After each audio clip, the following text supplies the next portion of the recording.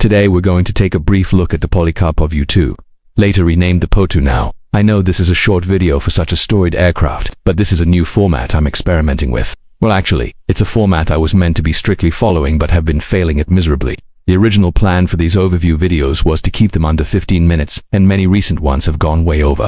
So, I'm recommitting to that time limit. These shorter videos will let me introduce a topic briefly while keeping a consistent upload schedule. Popular topics from these overviews will then be candidates for longer deep dive videos in the future. I'm also doing this to combat the flood of low quality, often incorrect AI-generated content plaguing this platform.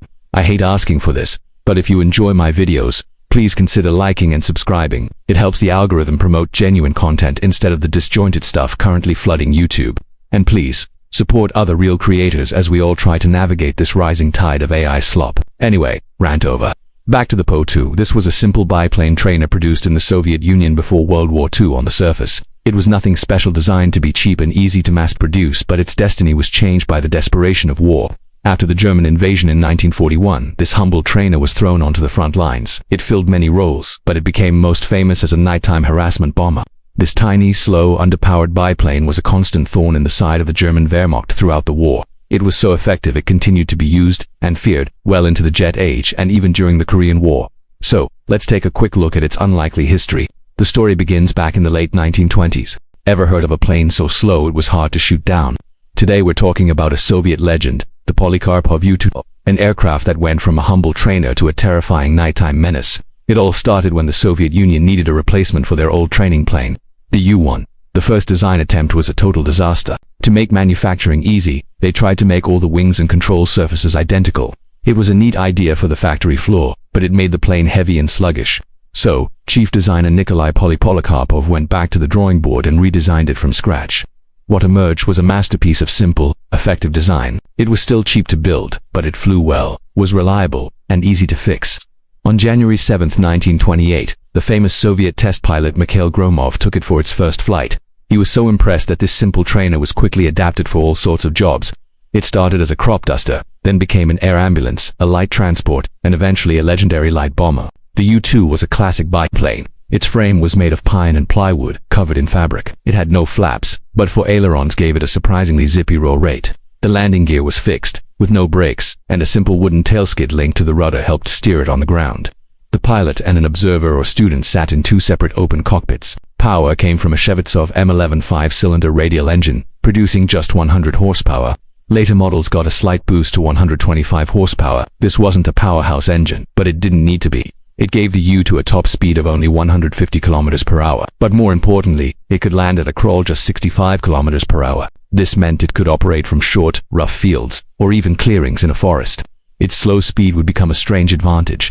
When Germany invaded the Soviet Union in 1941, the Soviet Air Force was devastated.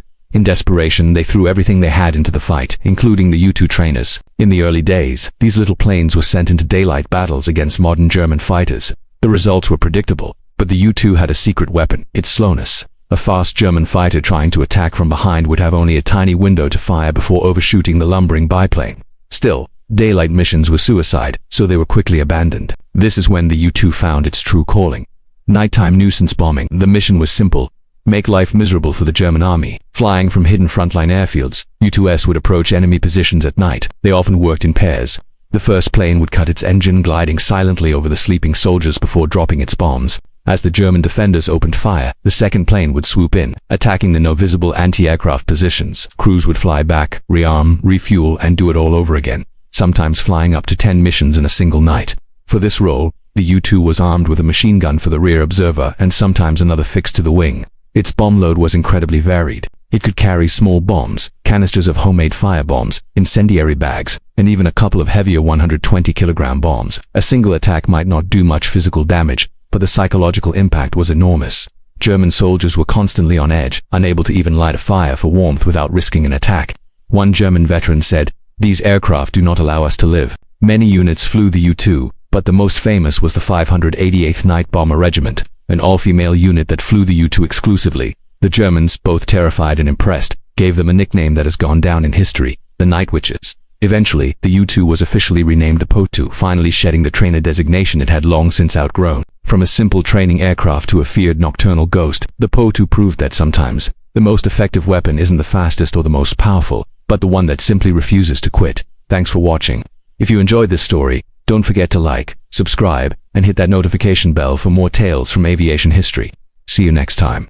Ever heard of a training plane so slow it became a legendary night bomber? What emerged was a masterpiece of simple, effective design.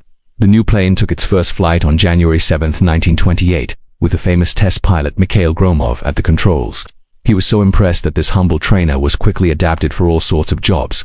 First it was a crop duster, then an ambulance, a light transport, and eventually a light bomber that would secure its place in history. The U-2 was a simple two-seat biplane. Its frame was made of pine and plywood, covered in fabric. There were no flaps, but for ailerons gave it a surprisingly nimble roll rate. It had a fixed undercarriage with no brakes, and a small tail skid linked to the rudder for ground control. The pilot and observer sat in separate open cockpits. Power came from a modest 100 horsepower Shvetsov M11 engine. This wasn't a powerhouse, giving it a top speed of just 150 kilometers per hour. But its secret weapon was its incredibly slow landing speed of only 65 kilometers per hour. This meant it could take off and land almost anywhere short, rough fields, or even large clearings in a forest. Initially a civilian aircraft, the U-2 was thrust into war when Germany invaded the Soviet Union in 1941. The Soviet Air Force was devastated, and they had to use whatever they could get into the air. In the early days, these slow trainers were sent into daylight combat against modern German fighters, and the losses were staggering. But the U-2 had a strange advantage. It was so slow that faster German planes would often overshoot it, getting only a tiny window to fire. As the German advance stalled, the U-2 found its true calling: nighttime nuisance bombing. The mission was simple: be a constant, terrifying annoyance to the German army. Flying from hidden frontline airfields, often in pairs, they would glide silently over enemy positions in the dead of night. The lead plane would cut its engine, becoming a ghost in the sky, and drop its bombs on the sleeping soldiers below. As it pulled away, the second plane would attack the now lit up and chaotic target. Crews would fly mission after mission, sometimes up to 10 sorties in a single night. For this new role, the U-2 was armed with a machine gun for the observer and could carry a mix of weapons, from small bombs and unguided rockets to improvised incendiary bags. While a single attack might not cause massive damage, the psychological impact was enormous. One German soldier wrote, "These aircraft do not allow us to live. They couldn't even light a small fire without attracting a silent attack from the sky." Many Soviet units flew the U-2, but the most famous was the 588th Night Bomber Regiment. This was an all-female unit, and their skill and bravery earned them a fearsome nickname from the Germans, the Nachtwechseln, or Night Witches. Eventually, the U-2 was renamed the Po-2, finally dropping the trainer designation it had long since outgrown. From a simple training aircraft to a legendary wartime phantom, the Po-2 proved that sometimes, the most unassuming designs can become the most iconic. Thanks for watching. If you enjoyed this piece of aviation history, be sure to like this video and subscribe for more. See you next time. This little biplane just kept going, serving all the way into the Korean War, where it pulled the same old tricks against us and Allied forces. Think about it, a biplane, something you'd expect to see in a black and white film, was still causing a major headache in the first big air campaigns of the jet age. It wasn't just a nuisance though. The Po-2 holds a unique title. It's the only biplane in history with a documented jet kill. Now, the story has a few versions, so bear with me. An American F-94B Starfire jet was sent to intercept one of these slow-moving Po-2 south to get a shot. The jet pilot had to slow way down, dropping below his own stall speed. What happened next is a bit murky. Some sources say the Starfire stalled out and crashed. Others claim it actually collided with the Po-2. The details are fuzzy, but the result is not. One F-94B down. Over the years, the kill credit, or more accurately, a maneuver kill, was given to the humble Po-2. This incredible story is partly why, in the age of internet memes and video games, the plane earned the nickname OP-2, which stands for Overpowered 2. It's a bit of a joke, but it speaks to the plane's surprising effectiveness. When you look back at its simple, almost agricultural origins, the Po-2 had an astonishingly successful career. It was a basic aircraft, but it proved time and again that it could punch far above its weight class. It's a classic underdog story, but with wings.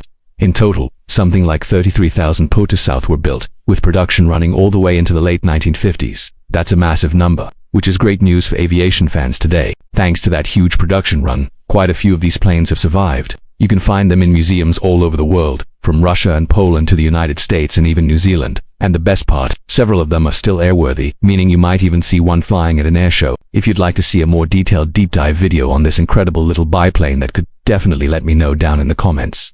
I'd love to explore its full story. As always, thank you so much for watching. A huge thank you goes out to my Patreon supporters and YouTube members who are the backbone of this channel. And of course a very special thank you to my Wing Commander tier supporters, you guys are amazing. If you have any questions, pop them in the pinned comment below, and I'll do my best to answer. I'm hoping to keep these shorter videos a bit more concise, which frees up more time for me to work on the longer deep dive documentaries. Those take a ton more effort to produce, but they're my favorite projects, and I want to keep releasing them regularly for you all. Anyway, that's all from me today. Thank you again for all your incredible support, and I'll catch you all in the next one. Goodbye.